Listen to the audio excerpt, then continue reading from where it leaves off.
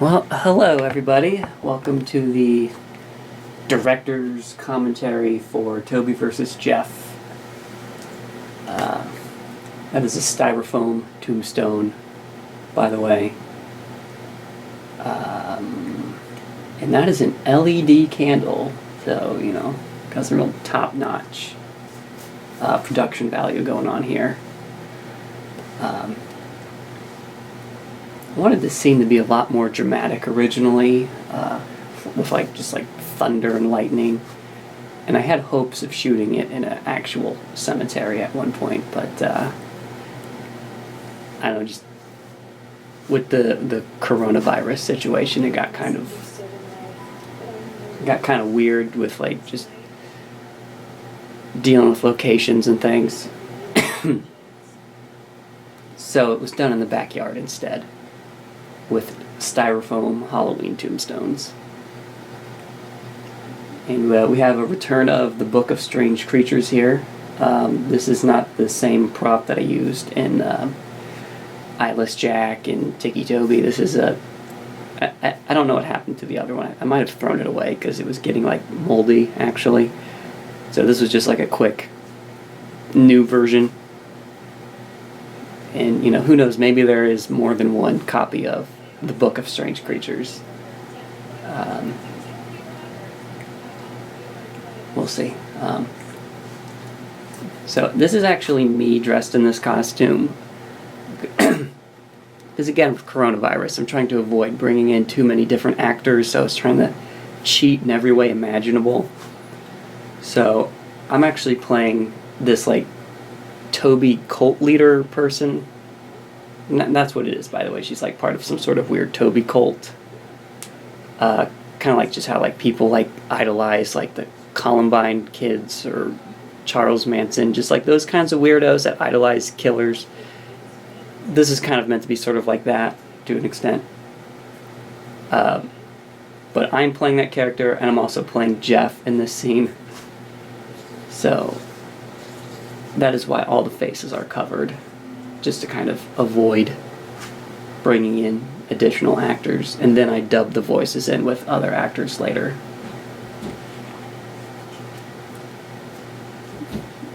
Now we have Toby's decomposing body setting in this cheap Halloween coffin that I bought at a grocery store. I think it works though. And then we got some trippy stop motion animation right here, showing the regeneration. And if anybody's wondering, how did the blood actually bring him back? Because that doesn't work in real life. Just in case you are wondering that, it was because the cult person mentioned Zolgo while reading the book. So this is just supposed to be assumed that it is Zolgo magic.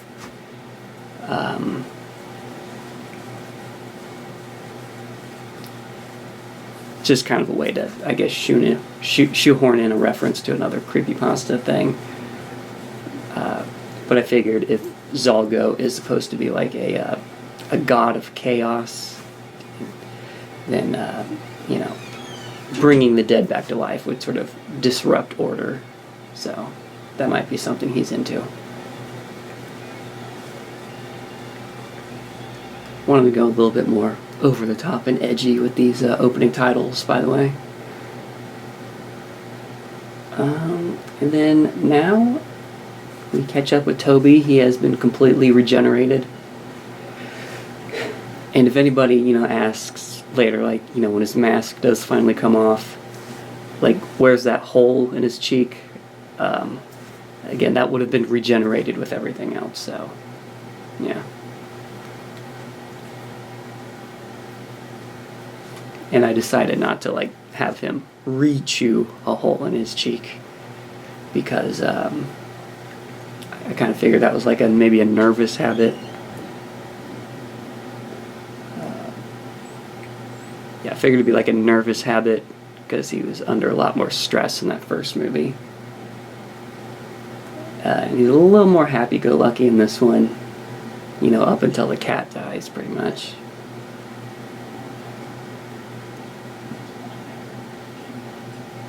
So now Toby is trying to figure out how to enter normal society, but doesn't feel like he would. Sorry, somebody keeps slamming a door. Everybody is quiet as the dead up until I hit record.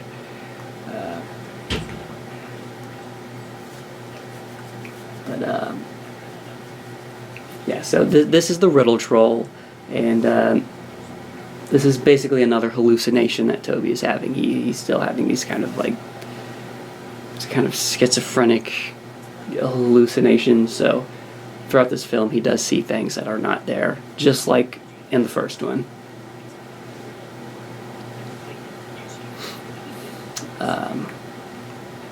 You might notice the ticking doesn't occur as much in this movie. It does happen eventually, but it's not as often. So maybe I can just say in this, because when the ticking does kick in, it's kind of more like under a stressful circumstance.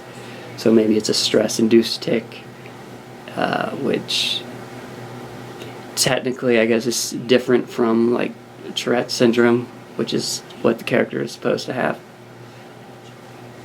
I'll be honest, I didn't think the ticking was an important thing to have reoccurring. So, if anybody's like questioning that, like why isn't he ticking? He's supposed to be Ticky Toby. It just wasn't important, I guess. But it does eventually happen if you're like a stickler for you must have some ticking.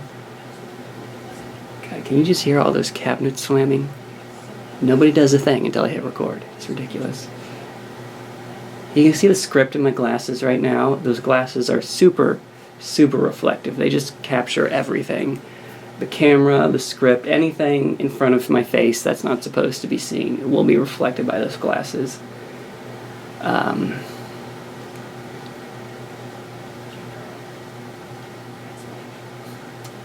Anyway, the Riddle Troll is a puppet that I made, and it was kind of based on like some stupid joke that me and my cousin were making up one day about, I forget how it started, like I was asking like, hey, can you get like some chips or something? And then she's like, yes, but you must answer 3 riddles. And then it just developed into this very abstract idea of like, what if there was just like some weird troll sitting on top of the fridge all day, and if you wanted to get anything out, you had to like answer 3 riddles. There's my niece Ella doing a fantastic job. And that's me as Jeff once again. I'm pretty much playing Jeff throughout most of the movie. And that's my buddy Derek playing the father. There was a slight continuity error if you pay attention to the door. It was open up until Derek runs in, and then it was closed, and then he opens it. And he just shot me in the knee with a dollar store toy gun that I spray painted black. And then, yeah, here's another reoccurring character. This is Tina Ruckett from Dig News. And let's see, Tina Ruckett was also in Eyeless Jack and Ticky Toby. And in this one, she finally gets offed. The character of Tina Ruckett, the news anchor, was also featured in some older, I guess we call them more like childhood movies. Always played by my aunt over here. So that's her signature character, I guess. That sketch of Jeff right there was drawn before I really knew 100% what the makeup was going to look like. So that was kind of like my hopes, is to get it as close to that as possible. And other than maybe a few details, mainly the eye, it got pretty close to that. I ended up being a little stretched for time when I was doing the makeup on Zach, because we only did the makeup one day during the fight. I didn't have time to like test it out because I don't know, just seemed like a good idea to avoid getting together if it wasn't necessary. You know, again, this whole script was written before the pandemic started.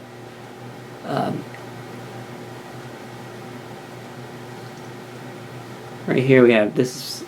Again, this is me playing Jeff, but Jeff is prying that bullet out of his knee, and then he's going to dab up the blood, and he's just going to keep on going because he's a savage maniac.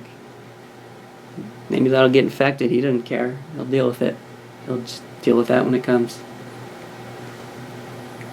So yeah, I basically played Jeff physically throughout most of the movie. And then for the fight scene, I had Zach come on board, and because his face is actually exposed. Plus, I can't play Toby and Jeff at the same time, so we actually had Zach come in for the fight scene, and then he also did all of the voiceover work. So yeah, and that was just because again, trying to avoid getting together if it's not totally necessary.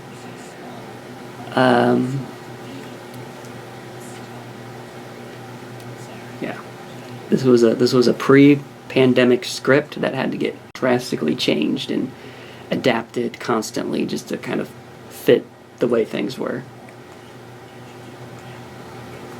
And that's confidence. Again, we had like Toby's doubt and faith were represented with puppets in the last movie, so here's a puppet to represent his confidence.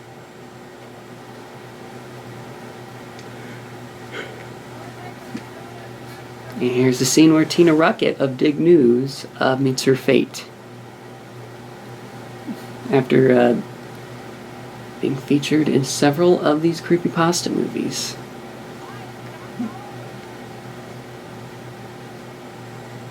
And this scene was not scripted originally. This was like after I had to do rewrites due to the pandemic. I realized that we had a lack of death scenes. It's like it's a movie with Jeff the Killer and he's barely killing anybody. So I decided to kind of like improvise this one for the most part. And that is an 80s video camera that Jeff has here. It's not an actual news camera, but I don't know, I just think they look cool. And the microphone on that 80s camera was the microphone Tina was holding when she was doing the news interview. Oh, and that is the hentai picture from the last movie on her shirt. And if you don't recall, in Tiki Toby, there is for a split second this hentai poster that I was like, that's hilarious. I just want to put that in the movie for a second. And then everybody commented on it. So I was like, we need to bring that back. So we actually took the time to take a picture of the poster and then print it onto this shirt. This was like, the shooting schedule was centered around, when's that shirt going to be ready? It's important. And this wasn't intentional either, but Tina Ruckett did mention she had to get coverage of that hentai convention. And then here we have this character with hentai clothing paraphernalia or whatever all over. So maybe we can put together that these characters are camping out in the woods so that they can go to the hentai convention during the day. Instead of like getting a hotel room. So here's a stop motion sequence to kind of go over Jeff's backstory, or at least the more popular backstory that most of you are familiar with in the creepypasta story, which is the bully getting into a fight and he lights him on fire.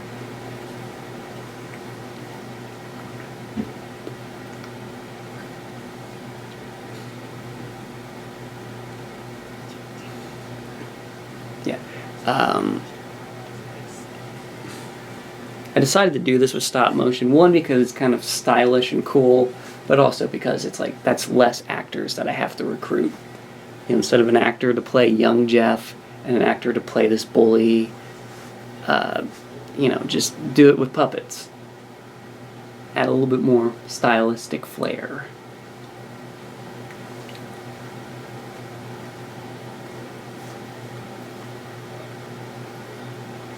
And Zach over here, who also plays Jeff the Killer, his whole spiel kind of like giving this backstory, like I had it loosely scripted, but he just kind of like went off the script a lot and just sort of did a lot of ad-libbing, and it was pretty beautiful.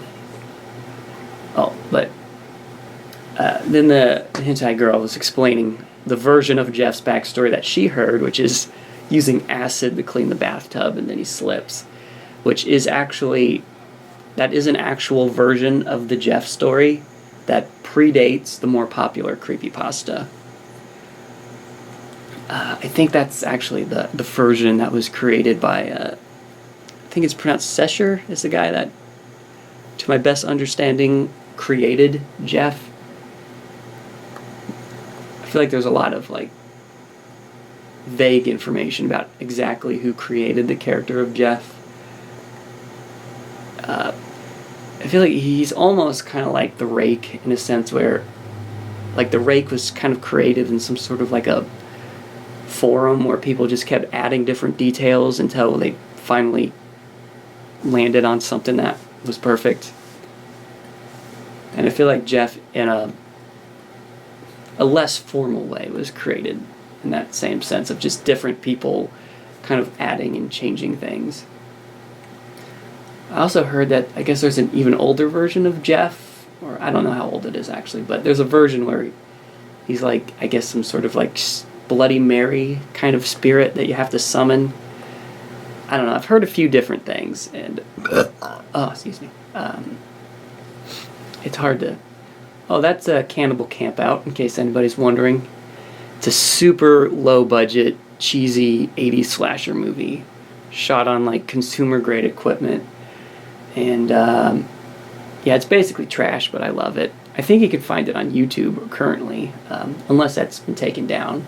But yeah, Cannibal Campout. It's a fun time if you like super cheesy trash. So this is just another like improvised kill scene. No.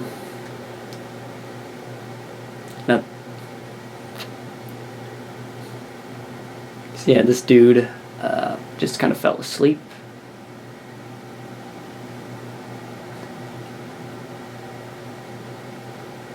And there we go, there's another quick and easy kill. I just kind of wanted to get the idea across that Jeff is, like, there's no goal with his killing. He is just walking around killing anyone he can find. Everyone is a potential target.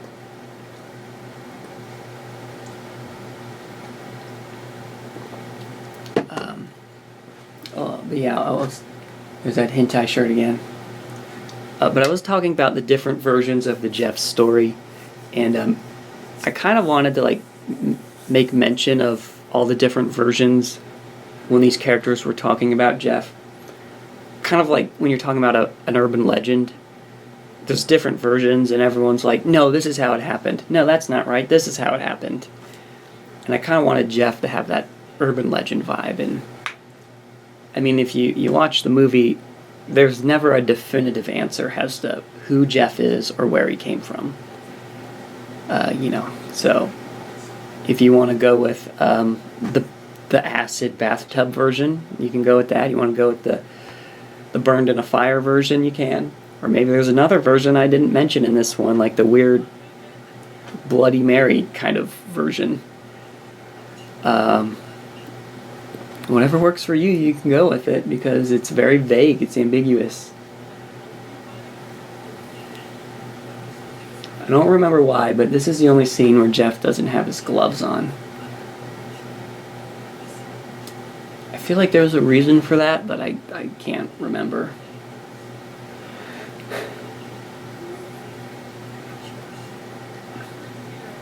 So, I had hopes that this scene would be a little bit suspenseful, like maybe put you on edge a little bit. You can tell me if I succeeded or not. But yeah, we got some good head crushing going on here. I shot a ton of footage of smashing that head with that hammer and ended up using hardly any of it because, I mean, I didn't really need most of the footage to get the point across. Just a fun fact about how movies work. Usually when you do gory effects, you shoot tons of footage of the gore and you use seconds of it. And now Toby is chasing an imaginary bunny rabbit. And while he's doing that, Jeff is getting that bone.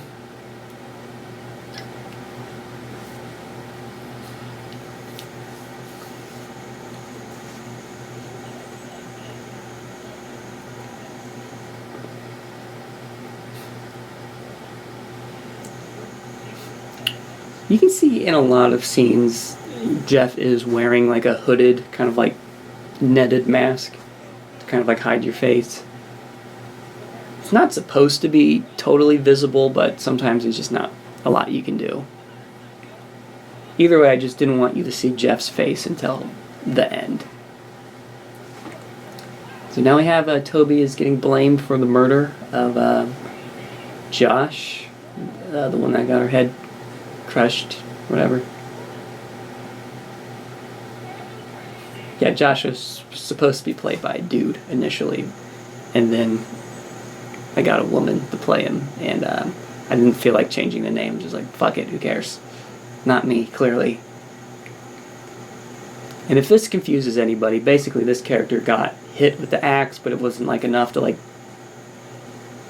really cut him or make him bleed. It's more like he just got hit with the blunt part. And this, because Jeff and this character are played by the same actor, technically, I decided to make it, maybe take advantage of that a little bit, and have it be kind of like maybe he is Jeff's brother, Liu. I think it's pronounced Liu, is that right? I'm doubting myself right now, but either way, you know who I mean. I thought maybe in this version, Liu, wasn't killed by Jeff, after he went crazy. Maybe he's been on the lookout for Jeff, trying to find him, and he's been trying to spread awareness about the story, maybe. It was kind of like a last-minute idea. It was not part of the script. Phone, can you, maybe just shut up right now? Oh, my God. Okay. Also, that scene where Toby has his first encounter with Jeff, that was also not in the original script. I added that later. Because it's like, there needs to be a moment where they see each other, and there just needs to be some sort of tension created. Figured it would, I don't know, add more to the villainous quality of Jeff.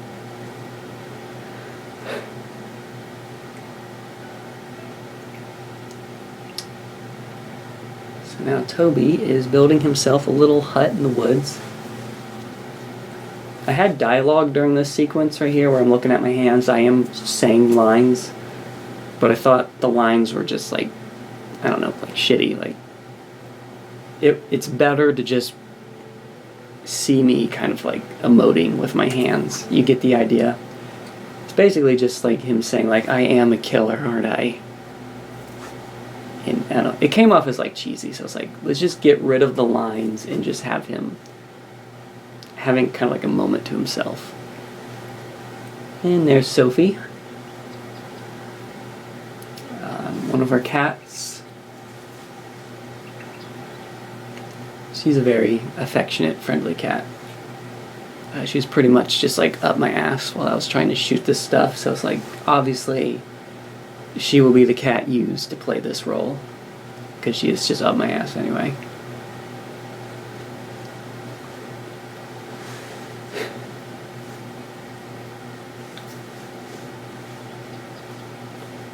Again, there was a lot more words, lines intended for this sequence. But it's let's just show it. We don't need, show, don't tell, basically. We don't need to, explain all the emotions with poorly written dialogue. He picks up the cat, he cuddles her, he's found a new friend. You get the idea. Now, they've been companions for at least a month now.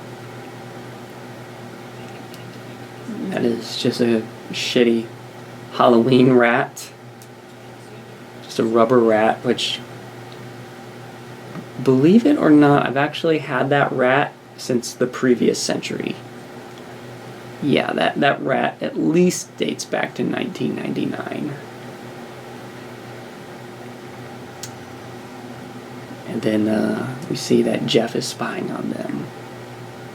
Which, that should be your first sign that shit's gonna get bad. And now there's cats scratching at my door, so I have to let them in.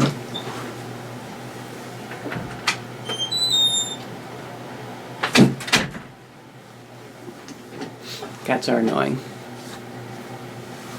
Don't skin them though, like in this movie. They're not that annoying. Alright. You can interpret this how you want to, but the way this was shot, this sequence was meant to be kind of like a dream scene.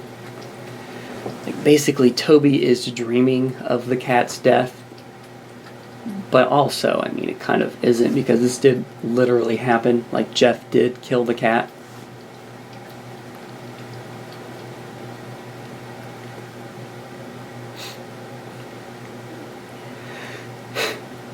When I was watching this with my family, they were very, like, in shock about this whole killing of the cat incident.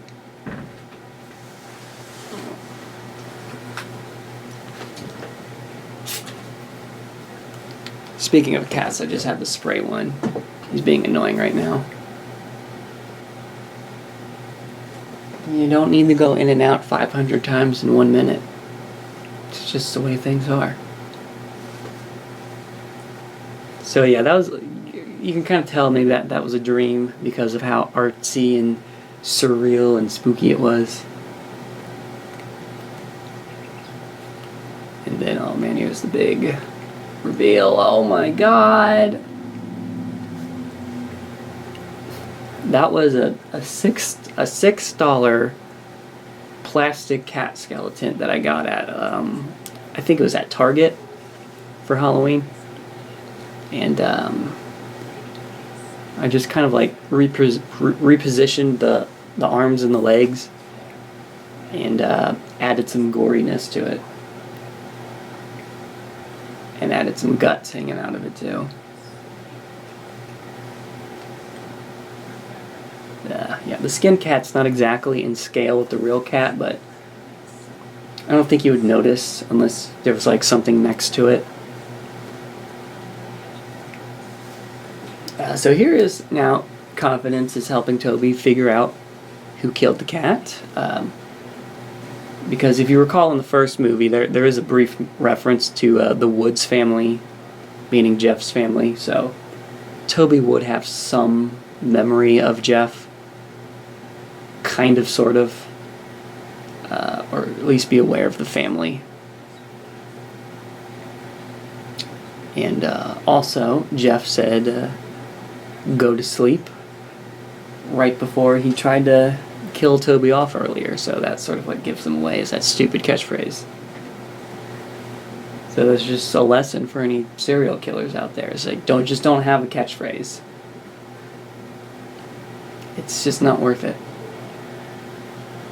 And another mistake is don't leave blood and bits everywhere, because your enemies can follow that blood and bits directly to your house. That's how that works. Some of this might be a little far-fetched, but does it really matter?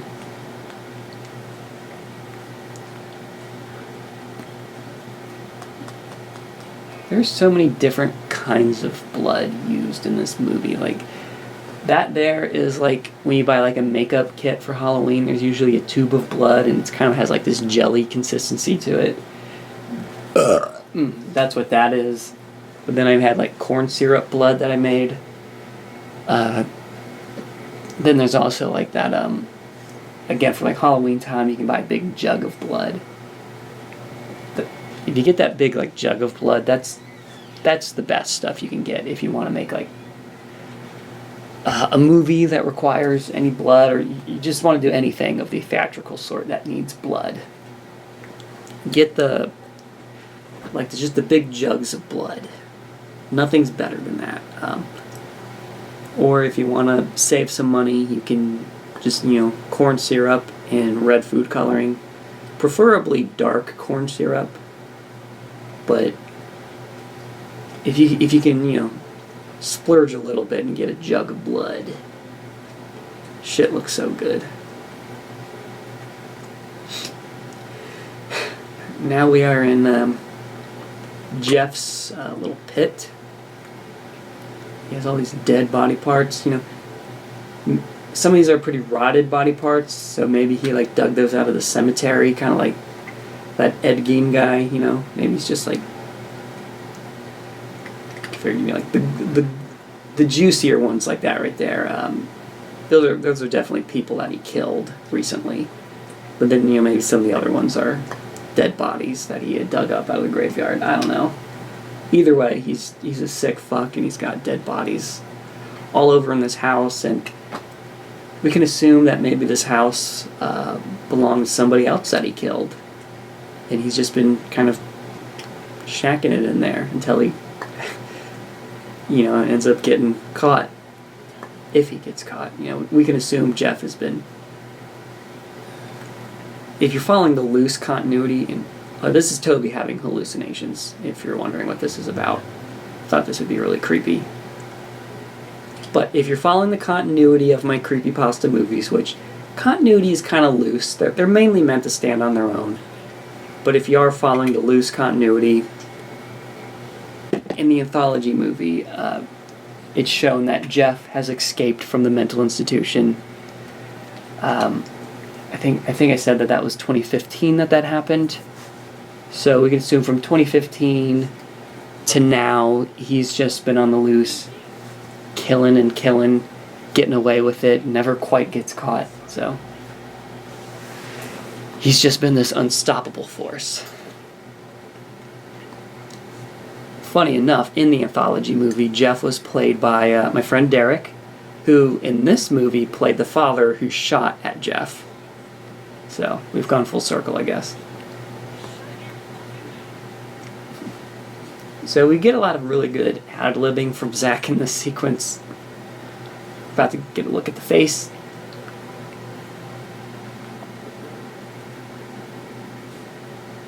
I'm somewhat satisfied with that makeup, but I kind of did want it to be a lot more gruesome, if I can be real. I didn't have enough time to experiment with it, I wanted to have him come over one day and we would do a test fit just so we can see what works and what doesn't, and then do another day where we can actually just shoot the fight. But I ended up having to do that all at once, and again, it was kind of stretched for time. We did not have all day to do this. Because when you get actors that are working for free, they're volunteering, you do need to respect their time as much as possible. And he had things he had to do later, so you just kind of do what you can. You gotta be reasonable. But either way, the makeup is not exactly what I wanted, but I think it's still good. It works. And he is kind of gruesome. He does look like he has some burns. He has some cuts on the cheeks there. Which, in this version, I never really explain the cuts on the cheeks, but either way, I figured people expect to see that, so you gotta put it there.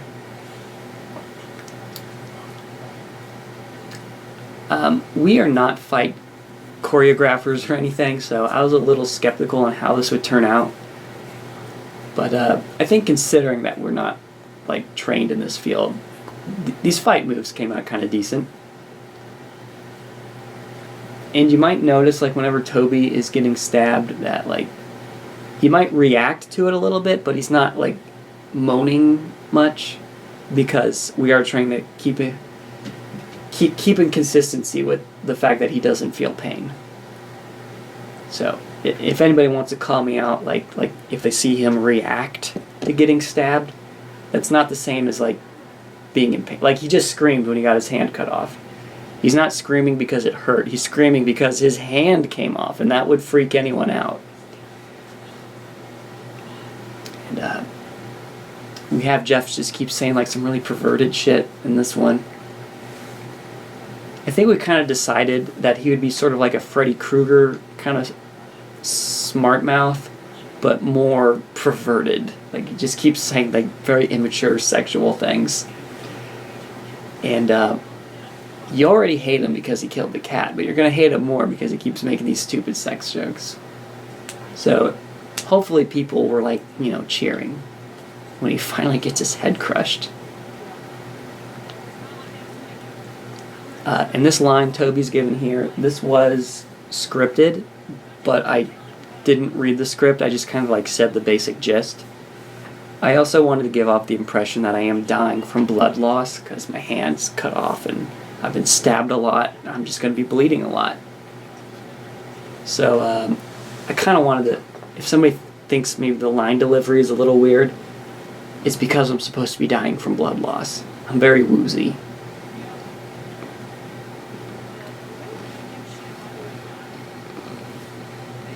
So yeah, like he just pulled that knife out of him and he just goes right back to talking because again, he doesn't feel it. But, like Jeff actually like grabs at his wound a bit more as he gets his guts pulled out. And if you pay attention here, you can't really tell because it's so quick, but I do punch him with my bloody fist. Or not my bloody stump. In case somebody's thinking that that's a continuity error. Like, hey, did he get his hand back for a second? No. If you pause it, frame by frame, it is the bloody stump that I hit him with. And he goes down that hill and gets impaled on the stick. And then Toby uses his own catchphrase against him. And I'm pretty happy with how this head crush came out, honestly.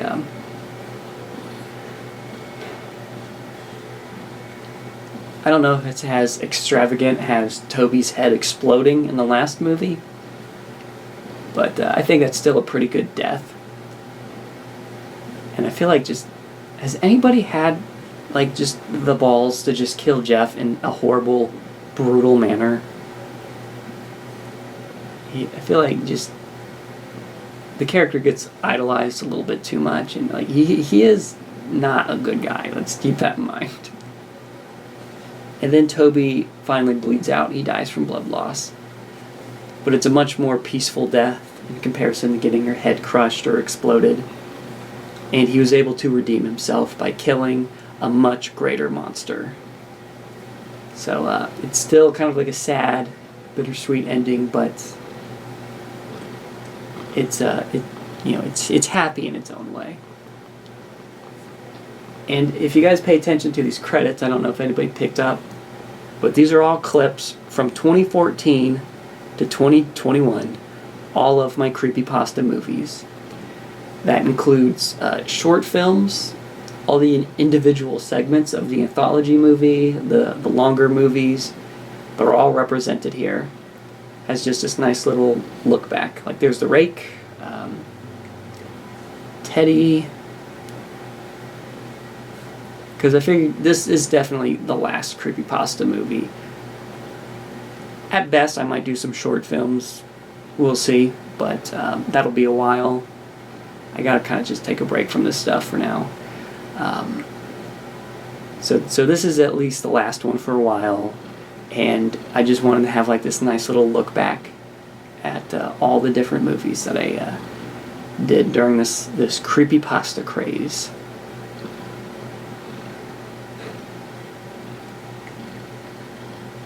There's all the music. That's pretty much just by Mayu.